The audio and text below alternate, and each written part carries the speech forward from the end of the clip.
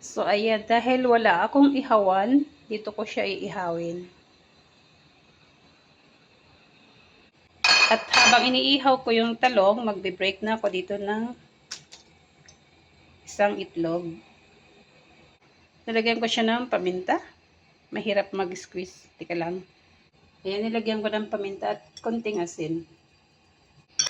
Ayan, beef lang. At pabaliktarin ko lang yung talong. Wala kaming pambaliktad. So, ito pa rin tinidor ang hawak ko. Ayan. Char grill ko lang yung talong. And then, babalatan ko lang siya. Mainit. So, ayan. After mabalatan, nilagay ko na dito sa aking naka-reserve na egg. So, nagpainit na rin ako ng mantika. Ilalagay ko na tong talong. Spread ko lang. At ilalagay ko sa ibabaw itong konti.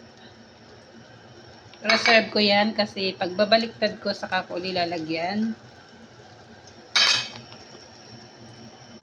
Nilagyan ko nga rin pala ng konting parmesan cheese.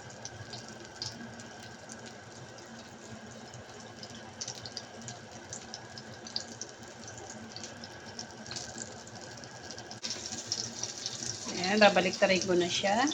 Maybe medyo hirap ibaliktad. And ilalagay ko yung kunti pa neto.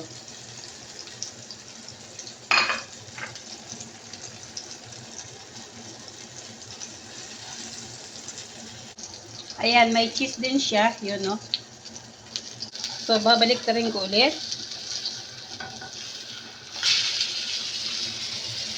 Ayan.